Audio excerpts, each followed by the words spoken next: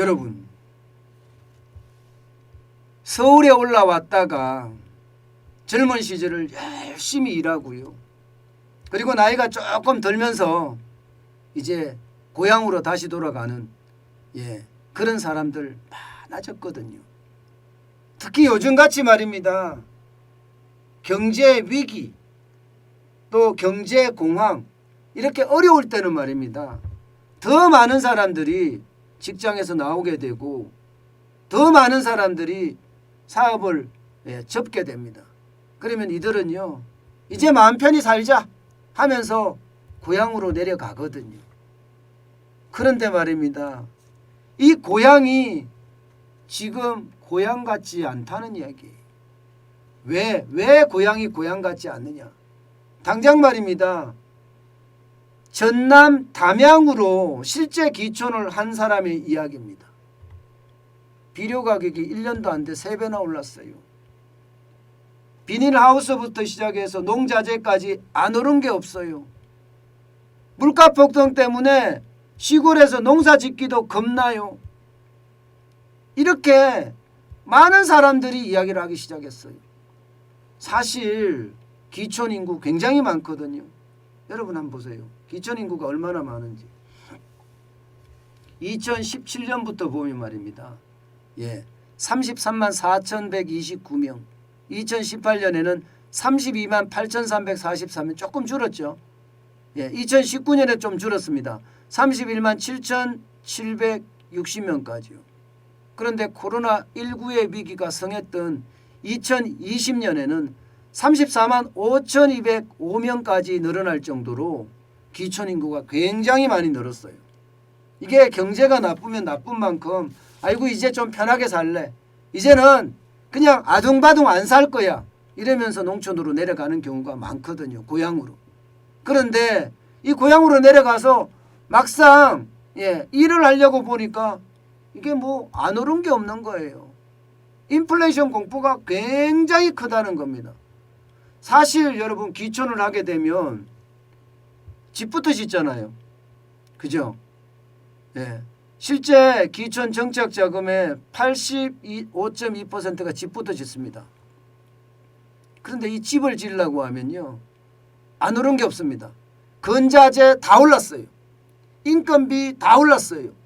땅값 다 올랐어요. 안 오른 게 없어요. 안 오른 게. 그러니까 집 짓는 것도 부담스럽다는 거예요. 생활비는 77.8%가 올랐다고 이야기를 하지만 뭐 생활비는 그래도 이게 시골의 기촌에서 많은 사람들이 자꾸 도심에 살려고 하니까 이게 생활비가 많이 올라가거든요. 그게 아니라 아예 시골로 들어가서 거기 사면 생활비가 조금 싸게는 들어갑니다. 그렇지만 내가 농사 짓는 거 외에는 다 사 먹어야 되니까 그 비용도 만만치 않다는 이야기죠. 여기에다가 토지 구입비도 많이 쓰고요. 창업비용이나 영농활동도 많이 씁니다. 영농활동을 할 수밖에 없는 게 그동안 어릴 때 농사 지어보고 결국 농사를 안 지어봤잖아요. 그러다 보니까 그 사이에 농사 짓는 법도 틀려지고 그런 걸 다 배워야 되거든요. 경험자들한테 가서 농사를 배워야지만 이게 가능한 이야기니까요. 게다가 시골에 살면서도요, 요즘은 좋은 농산물 생산만 많이 하면요, 진짜 팔로가 많습니다.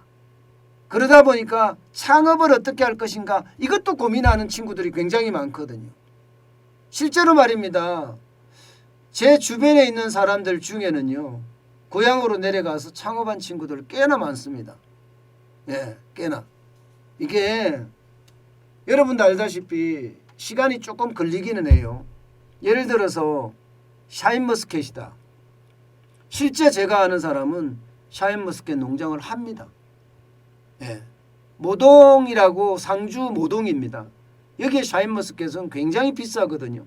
한 상자 내는 게 포도가 보통 한 3-4상자 내는 거하고 가격이 똑같대요. 한 상자 내는 게. 샤인머스켓 한 송이가 뭐 비쌀 때는 10,000원까지 가잖아요. 10,000원까지. 그러니까 포도원을 만들어 놓고 말입니다. 이게 서울에서 직장 생활할 때보다 더 많이 번다는 거예요. 훨씬 더. 그러니까 많이 내려가긴 해요.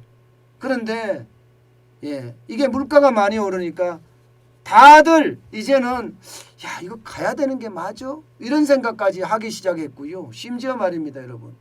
최저임금 오르니까 일할 사람이 없습니다. 옛날에는 이게 보면 시골에는요 품앗이라는 게 있거든요. 저쪽 집이 바쁠 때 내가 가서 일을 해주고 내일이 바쁠 때 저쪽 집에서 와서 일을 해주고 이러면서 품앗이를 하면서 농촌의 어떤 인력 구조는 같습니다. 그런데 어느 날부터 젊은이들이 다 도시를 떠나고요.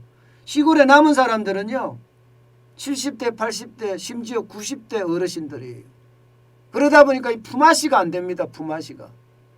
결국 이 자리를 외국인 노동자들이 채웠거든요. 그런데 그 외국인 노동자들마저도 지금은 안 들어와요. 그러다 보니까 시골에는요. 뭐 인력 품귀라고 이야기할까요?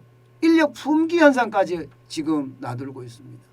시간당 10,000원 줘서는요. 여러분 일 안 합니다. 시간당 지금 주휴수당까지 준다고 하더라도 11,000원만 주면 되잖아요. 11,000원 줘도 일을 안 한다는 거예요. 15,000원까지 가고요. 심지어는 16,000원, 17,000원까지도 간다고 합니다. 그러면 이들이 와서 일을 해야 되잖아요. 이들이 와서. 이들은요. 딱 8시간만 일한다. 딱 8시간만. 게다가 주인은요. 일도 못해요. 이들 뒷바라지 해준다고. 아침을 줘야 되죠. 아침을 꼭 안 주는 경우도 있어요. 아침을 안 주는 경우도 있지만 참은 줍니다. 그럼 10시에 참을 내야 돼요.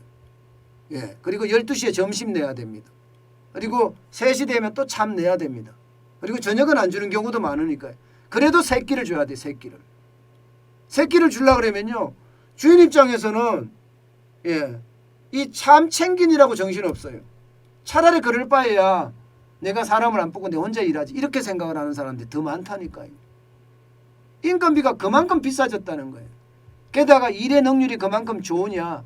그렇지도 않다는 겁니다. 이게 손이 잰 사람이 있고 손이 좀 엉성한 사람이 있습니다. 실제로. 그러니까 손이 잰 사람들은 이게 뭐 과일 봉지를 싸더라도 굉장히 빠르게 삽니다. 뭐 박스로 하면 뭐 한 박스를 하루에 싼다. 대단한 능력이 있거든요. 그런데 손이 엉성한 사람은 한 박스가 아니라 반 박스도 못 사는 거예요. 하루에. 실제로도 가보면요. 저도 시골에 가면 가수원을 하는데 우리 어머니 아버지가 싸는 거는요. 진짜 한 박스 삽니다. 그런데 우리 아들들은 가면 제가 제일 못 사요. 저는 아마 어머니 아버지가 한 거에 3분의 1밖에 못 합니다. 그래도 동생들은 절반 50%까지는 하는데. 그러니까 손에 따라 다른. 그런데 임금은 똑같은 거. 내가 3분의 1 했다고 해서 시간당 나는 10,000원 주고 내 동생들은 15,000원 주고 이렇지 않거든요. 똑같이 15,000원 주거든요. 그러니 인건비에 대한 어떤 부담은 그만큼 커진다는 이야기죠. 저는요. 결국 말입니다. 기촌하면서 어떻게 하든 성공해 보려고 하는 사람들 진짜 많거든요. 쉽지 않습니다. 게다가 농사일이라는 것은 이게 뭐 한 해 이게 뭐 한 달, 2달 장사가 아니라 1년 장사잖아요. 1년 장사 잘못하면 다 망치잖아요. 다 망치잖아요. 그렇기 때문에 진짜 신중에 신중을 기하면서 일을 하거든요.